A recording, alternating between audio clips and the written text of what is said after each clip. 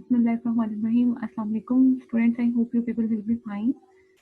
So in our last lecture, we were discussing about the bonds practice questions. Bonds के अंदर basically हम लोगों ने 3 मेजर कैटेगरीज को जो था वो डिस्कस किया था. नंबर 1 पे था परपेचुअल बॉन्ड्स, नंबर 2 पे हमने डिस्कस किया था non zero coupon bond with finite maturity, and number 3 पे हमने डिस्कस किया था coupon bond with finite maturity. So previously जो भी हम लोगों ने प्रैक्टिस क्वेश्चंस डिस्कस किए थे they were all related to non zero coupon bond with finite maturity. Further bond के बारे में कुछ कॉन्सेप्ट्स हैं, उनको हम लोग देख लेते हैं. से first is about the yield. Yield क्या होता है? यील्ड जैसे हम किसी के भी चीज़ के ऊपर यील्ड को कहते हैं जो रिटर्न हमें बेसिकली मिलता है, ठीक है. तो यील्ड इन इन्वेस्टमेंट, यहाँ पर हम उसको आप उसके अंदर फाइनेंशियल मैनेजमेंट में कह सकते हैं कि yield is basically your rate of return. Yield जब आपका रेट ऑफ रिटर्न है which means a money produced as a return on an investment. किसी भी इन्वेस्टमेंट के ऊपर जो भी मनी आप प्रोड्यूस करते हो एज अ रिटर्न, ठीक है, shows as a percentage of the original amount invested. जो भी ओरिजिनल अमाउंट हमने इन्वेस्ट किया होती है इसको उसके एज एन परसेंटेज हम उसको जो है वो शो करते हैं. रिटर्न की बेसिकली 2 टाइप्स होती हैं. एक तो फिक्स्ड इंटरेस्ट, मतलब आप किसी भी जगह पे जब आप इन्वेस्ट करते हैं एक तो आपको जो उसके ऊपर रिटर्न मिलता है वो इंटरेस्ट की सूरत में होता है. Secondly is your capital gain. Capital gain means appreciation on sale. अब से फॉर एग्जाम्पल आपने कोई एक प्रॉपर्टी से फॉर एग्जाम्पल आप लोगों ने कोई लैंड परचेज की थी, ठीक है. अब लैंड जब आपने परचेज की थी से फॉर एग्जांपल वो 1 लाख रुपीस पर मरला थी. जब आप उसको सेल करने के लिए जा रहे हैं मार्केट में तो वो आपको 1,30,000 से फॉर एग्जांपल 1,30,000 पर मरला जो आपकी मार्केट में सेल हो जाती है. तो ये जो 30,000 पर मरला है ना, that is your appreciation on sale. मतलब सेल करते ही टाइम पर आपकी प्राइस जो है वो एप्रिशिएट भी कर सकती है. उस प्राइस को हम कैपिटल गेन कहते हैं, ठीक है. मतलब कि कोई सिक्योरिटी जिसकी प्राइस बाद में इंक्रीज कर जाए. डेफिनेटली जब with the passage of time आपकी प्रॉफिटेबिलिटी आती रहती है, आपकी कंसिस्टेंसी जो होती है आपकी ऑर्गेनाइजेशन की बढ़ जाती है, तो वहाँ पर जो आपकी एसेट प्राइसेस हैं वो भी बढ़ जाती हैं. तो यहाँ पर जो 2 टाइप्स की रिटर्न है, एक तो आपको फिक्स्ड इंटरेस्ट जो कूपन रेट आपको मिलता है वो होता है, और सेकंड आपके पास कैपिटल गेन. कैपिटल गेन का मतलब है जो आपको सिक्योरिटीज आप सेल कर रहे हैं उसके ऊपर जो भी एप्रिसिएशन है वो आपका कैपिटल गेन है, ठीक है. अच्छा, इसके बाद अगर आगे देखें सो ऑन नेक्स्ट, अच्छा एक छोटा सा कॉन्सेप्ट यहाँ पे बताया गया है. We have previously also discussed assets is equals to liabilities plus owner equity. जिसका मतलब है कि assets are always backed by the liabilities और द ऑनर इक्विटी. या तो ऑनर इक्विटी के पैसों से हम लोग एसेट्स परचेज कर लेते हैं. अगर हमें और ज़्यादा एसेट्स चाहिए और उसके लिए हमारे पास पैसे नहीं है तो हम लोग क्या कर लेते हैं, हम लायबिलिटीज जनरेट कर लेते हैं. Liabilities are usually generated in the form of bonds. Companies normally क्या करती हैं, बॉन्ड्स को इशू करती हैं और फंड रेजिंग कर लेती हैं. और that can be issued through 3 ways. वो 3 वेज में आप लोग उसको जो है वो इशू कर सकते हैं. Number 1 public issue. पब्लिक का मतलब आपने जनरल पब्लिक को इशू कर दिया, आपने अपने बॉन्ड्स जनरल पब्लिक को इशू कर दिए. जनरल पब्लिक में से जो भी पर्सन उस बॉन्ड को परचेज करेगा वो उस बॉन्ड की जो भी फेस वैल्यू होगी वो आपको पे कर देगा. आप उस अमाउंट को उसकी मेच्योरिटी डेट तक अपने बिजनेस में यूज करेंगे. यूज करने के जो भी एक्सपेंसेस लाइक आप उसका इंटरेस्ट जो है उनको पे करते रहोगे और at the time of maturity आप उनको मेच्योरिटी वैल्यू भी पे बैक कर देते हैं. पब्लिक इशू के लिए नॉर्मली कंपनी से करती हैं, companies go for under writers bank. Companies को क्या कहते हैं, अंडर राइटर्स बैंक के पास जाना पड़ता है. नॉर्मली जो हमारे फाइनेंशियल इंस्टीट्यूशन होते हैं या बैंक्स होते हैं वो ये सर्विसेज प्रोवाइड करते हैं. जिसके थ्रू एक्चुअली क्या होता है, अंडर राइटर का मतलब है he is taking up the responsibility. वो बैंक्स जो है ना वो आपके बॉन्ड्स को जनरल पब्लिक को इशू करने की रिस्पॉन्सिबिलिटी टेकअप करते हैं कि हम इस अमाउंट तक रिस्पॉन्सिबिलिटी की अगर जनरल पब्लिक जो है वो इसको इशू रिसीव या मतलब उसको बाय कर लेगी. अगर जनरल पब्लिक उसको बाय नहीं करती then we are responsible to buy that security, ठीक है. वो अपना कमीशन जो होता है ना वो चार्ज कर लेती है कंपनी से और कंपनी को गारंटी देती है कि इस अमाउंट तक आपके बॉन्ड्स हैं वो पब्लिक में इशू हो जाएंगे और आपको पैसे रिसीव हो जाएंगे. और अगर ऐसा नहीं होता है तो वो कहती है फिर हम उसको खुद परचेज कर लेंगे. सेकेंड वे जो बॉन्ड को इशू करने का होता है या बॉन्ड को ऑफर करने का होता है that is rights offering. Right offering का मतलब है हम एक राइट दे देते हैं. राइट किसको देते थे, एग्जिस्टिंग शेयर होल्डर्स को. एग्जिस्टिंग शेयर होल्डर्स को to purchase the new securities. Basically not only for bonds. सिर्फ बॉन्ड्स को इशू करने के लिए 3 मेथड नहीं है. आपने अगर शेयर्स भी इशू करने हैं तो उसके लिए भी यही 3 मेथड यूज होंगे. अगर आपसे फॉर एग्जाम्पल आप कॉमन स्टॉक इशू करने के लिए जा रहे हैं या आप एक्टिव स्टॉक इशू करने के लिए जा रहे हैं then you will go for the public issue. और अगर पब्लिक इशू के लिए जा रहे हैं तो आप अंडर राइटर्स बैंक से कहेंगे कि ये हमारी जो सिक्योरिटीज हैं ये मार्केट में सेल कर दें और जनरल पब्लिक इसको बाय करेगी। सेकंड आपके पास होता है राइट्स ऑफरिंग। राइट ऑफरिंग में क्या करते हैं, आप एक राइट इशू करते हैं अपने एग्जिस्टिंग शेयर होल्डर्स को कि जी आपके पास राइट है हमारी जो न्यू सिक्योरिटीज है वो भी आप ही परचेज कर लें। हम जनरल पब्लिक में नहीं जाते, हम पब्लिक को इशू नहीं करते, हम एग्जिस्टिंग शेयर होल्डर्स को इशू करते हैं कि जी आपके पास राइट है आप इसको बाय कर लें। ठीक है, उसके ऊपर उन्हें कोई डिस्काउंट भी इशू हो सकता है, उन्हें उसके ऊपर कोई अपनी ऑलरेडी जो ऑनरशिप उनकी पहले से कंपनी में मौजूद थी उसको मेंटेन करने के लिए भी कोई उस तरीके से कोई ऑफर जो है वो दी जा सकती है। ठीक है, तो राइट किसी भी तरह का ऑफर हो सकता है, लेकिन फिर हम वो जनरल पब्लिक में नहीं जाते, हम उसे क्या कहते हैं अपने एग्जिस्टिंग शेयर होल्डर्स को ही या एग्जिस्टिंग जो हमारी डेट होल्डर्स होते हैं उनको ही ये राइट जो है ना वो मिलते हैं। Number 3 was about the private placement. Private placement का मतलब आप उसको प्राइवेटली प्लेस करेंगे to a small group of investors. मतलब प्राइवेटली आप किसी भी कंपनी के साथ किसी भी इंडिविजुअल के साथ कॉन्ट्रैक्ट कर लें कि जी हम ये सिक्योरिटी जो है वो इशू करने के लिए जा रहे हैं, तो आप हमसे ये सिक्योरिटी जो है ना वो परचेज कर लें। तो जो प्राइवेट प्लेसमेंट है वो basically that is offer to a small group of investors. वो that investors could be individuals और कुड बी अ कंपनी। ठीक है, वो कोई इंडिविजुअल भी हो सकता है, वो कोई कंपनी भी हो सकती है जिनको आप प्राइवेटली अपनी सिक्योरिटी प्लेस करते हैं। ठीक हो गया। Next is the concept about internal rate of return. ये एक बड़ा इंपॉर्टेंट कॉन्सेप्ट है, इसके ऊपर हमारे क्वेश्चन भी आएंगे further. Internal rate of return और यील्ड। ठीक है, इंटरनल रेट ऑफ रिटर्न या इंटरनल रेट ऑफ जो आपको यील्ड कहते हैं वो क्या है, the rate would be that rate which equals the present value of the future cash flows and intrinsic or the discounted value।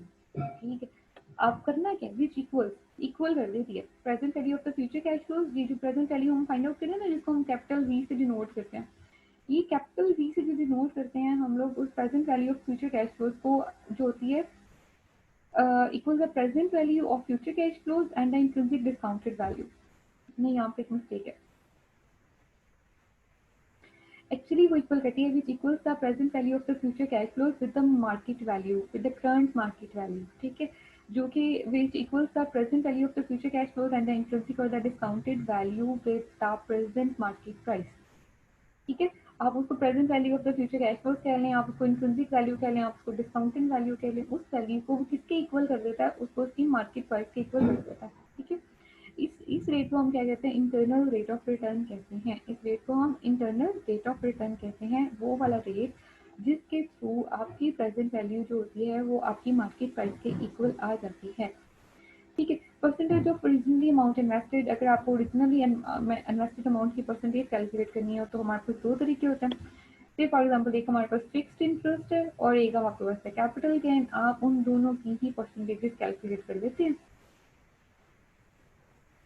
तो आपके पास से फॉर एग्जांपल यहाँ पे फिक्स्ड इंटरेस्ट है और आपको 90 का मिल रहा है। ठीक है, तो 90 डिवाइडेड बाय 700 इंटू 100 करके उसको परसेंटेज में कन्वर्ट कर देंगे। यहाँ पे जो कैपिटल गेन था वो 50 का था और उसको डिवाइड करेंगे 700 के साथ, ये उसकी जो भी वो प्राइस होगी उसको मल्टीप्लाई कर लेंगे हम 100 के साथ, तो वो भी परसेंटेज में कन्वर्ट हो जाएगा। और ये टोटल आपके पास 20% जो है वो दोनों का ऐड करने से उसका रेट ऑफ जो उसका रिटर्न आ जाएगा, रेट ऑफ रिटर्न आ जाएगा। ठीक है, here we suppose that the bond purchased at 700 and would be sold at 750। यहाँ पे हमने सपोज बेसिकली क्या किया, हमने सपोज ये किया कि जो बॉन्ड है हम लोगों ने 700 पे परचेज करके 750 पर उसको क्या कर दिया, सेल कर दिया। तो जो कैपिटल गेन है वो आपको कितने का हुआ, 50 रुपीज का ना। तो वही हमने 50 डिवाइडेड बाय 700 इंटू 100 कर दिया, ये कैपिटल गेन था। और जो फिक्स्ड इंटरेस्ट था दैट वाज हमने उसको 90 कैलकुलेट करके 90 डिवाइडेड बाय 700 इंटू 100 जो था वो उसको करके तो दोनों रेट्स को प्लस कर दिया। तो ये हमारे पास क्या आ गया, ये बेसिकली हमारा कूपन रेट या जो कंपाउंड इंटरेस्ट रेट है वो आ गया हमारे पास। ठीक है, अच्छा इंटरेस्ट रेट बेसिकली कैसे फिक्स होते हैं, उसके लिए हमारे पास दो जो है वो स्टैंडर्ड अब ये कह लें कि हमें वहाँ से हेल्प मिल जाती है। एक तो हमारे पास फाइबोर होता है, कराची इंटरबैंक ऑफर रेट, एक हमारे पास लाइबोर होता है, लंदन इंटरबैंक ऑफर रेट। ठीक है, banks offer interest rate through discounting rate issued by the state bank. State bank एक डिस्काउंट रेट होता है वो इशू करता है, बैंक उसकी डिस्काउंट रेट के मॉडिफिकेशन के साथ अपना इंटरेस्ट रेट होते है वो फिक्स करते हैं। लाइक जो रेट बैंक स्टेट बैंक ने इशू किया ना वो तो आपने कस्टमर को चार्ज करना ही करना है क्योंकि वो अमाउंट तो स्टेट बैंक को चली जाएगी। हाँ, जो जनरली बैंक हैं वो उस रेट से अप टू सम एक्सटेंड 0.5 0.75 0.25 से फॉर एग्जांपल 1% 2% उस डिस्काउंट रेट को जो स्टेट बैंक ने इशू किया उसके ऊपर ऐड करके बाकी जनरल पब्लिक को जो होता है वो क्या कर देते हैं, इशू कर देता है। स्टेट बैंक इसी इसी बेसिकली इसी डिस्काउंट रेट को यूज करता है मॉनेटरी पॉलिसी के अंदर जब उसको मनी कंट्रोल करनी होती है ना, जब वो चाहता है कि ज़्यादा से ज़्यादा मनी जो है वो सर्कुलेशन में आ जाए, तो वो क्या कहते हैं, इंटरेस्ट रेट को नीचे कर देते हैं, इंटरेस्ट रेट को डाउन कर देते हैं।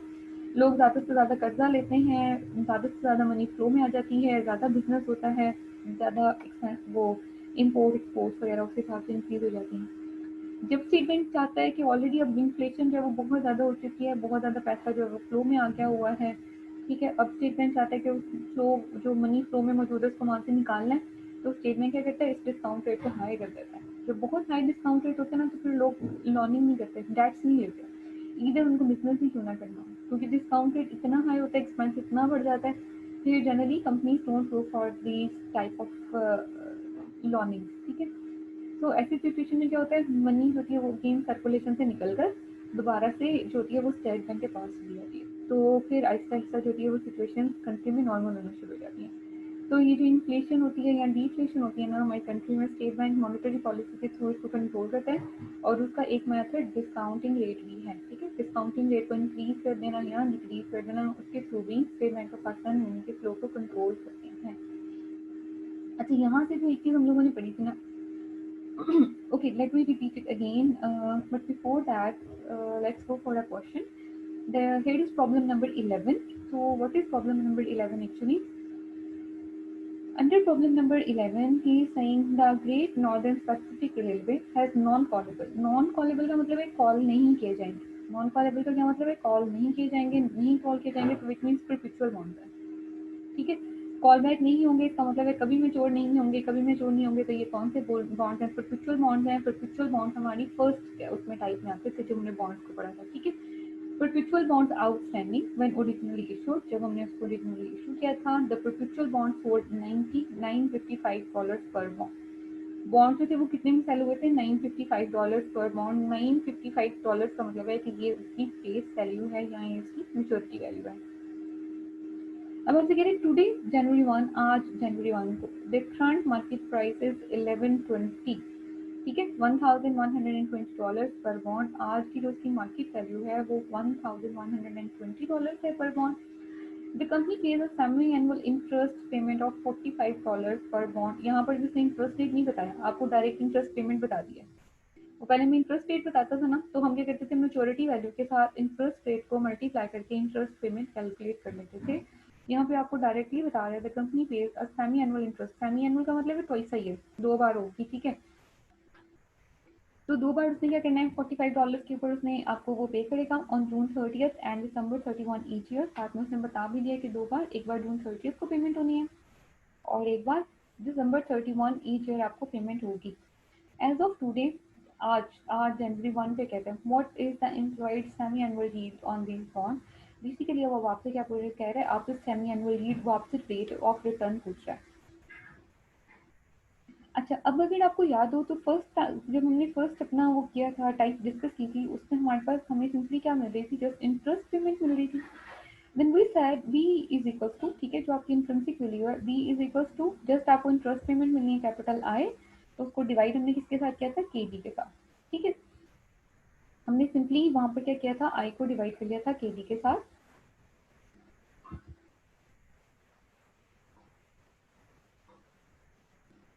आई डिवाइडेड बाय k d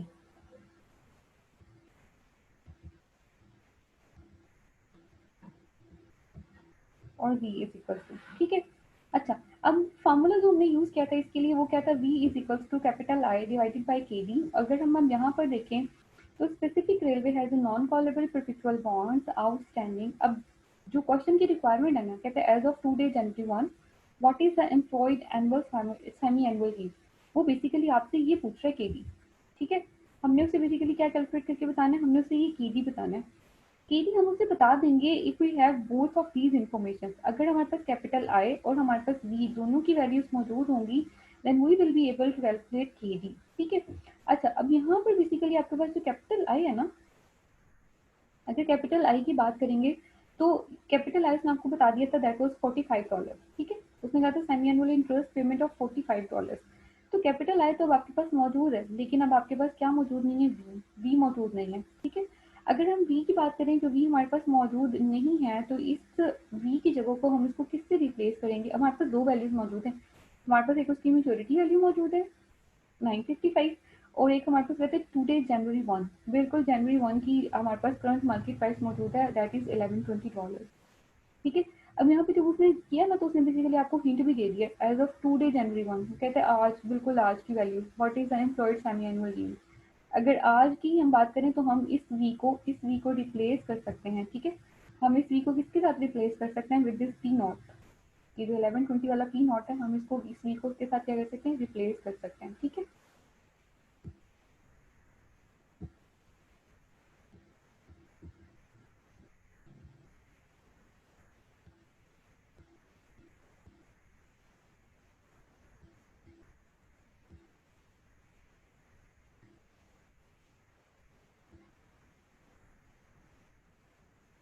तो अगर अब हम इसकी बात करें, तो नेक्स्ट अगर हम इसमें चले जाएं,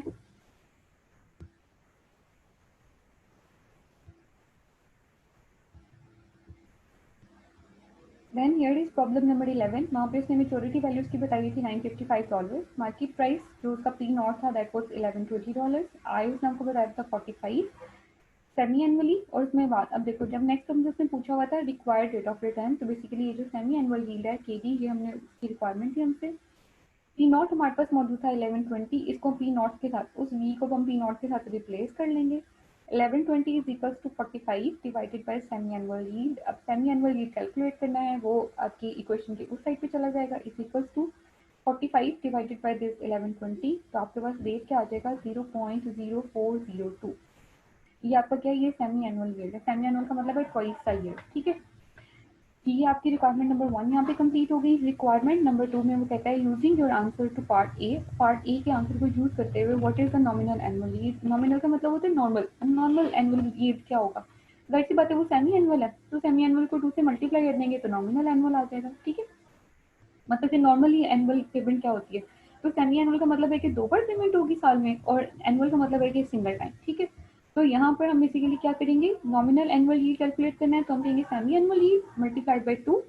0.0402 को इंटू 2 से मल्टीप्लाई करेंगे तो 0.0804, ये आपके पास आ जाएगा आपका जो था वो एनुअल नॉमिनल एनुअल यील्ड। इसके बाद उसने आपसे कहा था, यहाँ पे देखो, उसने कहा था using your answer to part A के आंसर को यूज करते हुए what is the nominal annual yield on these bonds. एक आपने बताना है कि नॉमिनल एनुअल यील्ड क्या है, और दूसरा आपने बताना है the effective annual yield on these bonds. In bonds के ऊपर इफेक्टिव एनुअल यील्ड कितना है।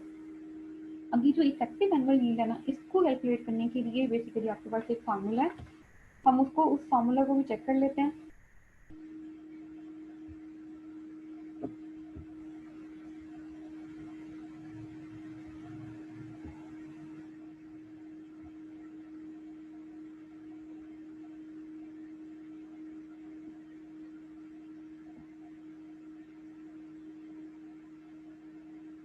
हम बेसिकली यहाँ पे जिस फार्मूला को यूज करेंगे, यहाँ पर बेसिकली हम अपनी उस फ्रीक्वेंसी को चेक करते हैं। ठीक है, यहाँ पर हम क्या करते हैं? This is the effective annual yield. ये आपके पास इफेक्टिव एनुअल यील्ड का फार्मूला है, जिसमें हम क्या कह रहे हैं? 1 plus R. R is your rate of return. ठीक है, जो भी आपका नॉमिनल रेट ऑफ रिटर्न होता है, नॉर्मली हम उसको आई से डिनोट करते हैं, 1 plus I over M raise to the power M.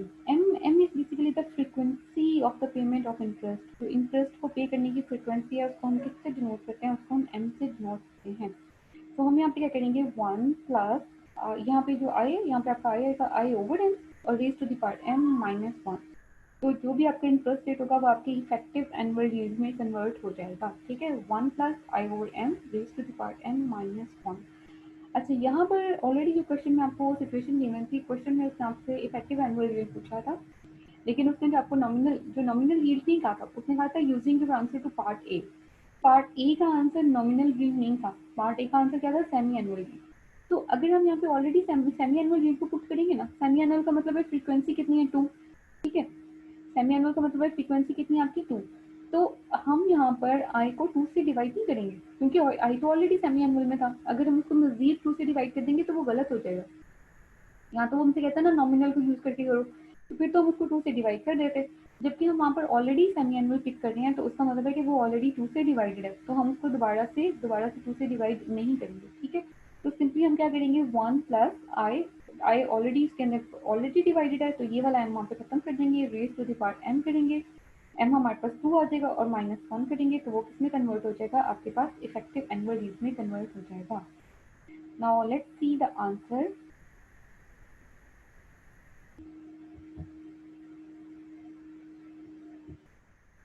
C here, देखो, effective annual yield is equals to 1 plus semi annual yield. Actually यहाँ पे सेमी एनुअल यील्ड नहीं आना था, यहाँ पे क्या आना था, नॉमिनल एनुअल यील्ड आना था। नॉमिनल एनुअल यील्ड को फिर हम क्या कहते हैं, 2 से डिवाइड करते, क्योंकि वो उसकी फ्रीक्वेंसी थी, और फिर 2 से मल्टीप्लाई करते, क्योंकि ये उसकी फ्रीक्वेंसी थी। लेकिन एक्चुअली इसने मेरे क्वेश्चन में क्या कहा था, उसने कहा था using your answer to part A के आंसर को यूज करना है। और पार्ट ए में उसने क्या कहा था, what is employed semi annual yield, तो वहाँ पे ऑलरेडी हमने क्या लिया था, सेमी एनुअल यील्ड ही पिक की थी। अगर हम ऑलरेडी सेमी एनुअल यील्ड को पिक करेंगे तो फिर जब हम उसको 2 से मल्टीप्लाई करेंगे तो वो कितना आ जाएगा, 0.804। तो यहाँ पर जो हमने उसको नहीं लेना, तो हमने सिर्फ सेमी एनुअल को लेना है, तो सेमी एनुअल तो पहले ही 2 से डिवाइडेड है, तो उसको दोबारा 2 से डिवाइड नहीं करेंगे। हम क्या करेंगे, 1 plus 0.0402 raise to the power 2, तो उसकी फ्रिक्वेंसी है -1, -1 से आंसर निकालेंगे तो इफेक्टिव एनुअल रेट आंसर आ जाएगा 0.0820। This will be your answer. और यही मेथड होगा इफेक्टिव एनुअल यील्ड को कैलकुलेट करने का। इफेक्टिव एनुअल यील्ड को कैलकुलेट करने के काफ़ी सारे क्वेश्चन आएंगे आपके पास बुक में, और उन क्वेश्चंस को जो है वो फिर सॉल्व करना है, ठीक है। तो अब इसके बाद जो हमारा नेक्स्ट जो टॉपिक है that is related to interpolation. ये वाला जो क्वेश्चन था that was related to effective annual yield. इसको आप अच्छे तरीके से देख लें, अगर आपको ये समझ आ जाता तो वेल एंड गुड, वरना क्लास में भी कुछ फर्दर डिस्कशन कर लेंगे। और जो हमारा नेक्स्ट टॉपिक होगा, next topic will be related to the interpolation, वो इंटरपोलेशन से रिलेटेड होगा, ठीक है। Interpolation to calculate I R R means internal rate of return. और इंटरनल रेट ऑफ रिटर्न के बारे में मैंने आपसे कहा था कि ये वो रेट ऑफ रिटर्न होता है जो कि आपकी प्रेजेंट वैल्यू को इक्वल कर देता है आपकी मार्केट वैल्यू के साथ, ठीक है। तो हम उसको देखेंगे कि हम उसे किस तरह से कैलकुलेट करते हैं इन आवर नेक्स्ट लेक्चर। तो wish you very good class, take care, Hafiz.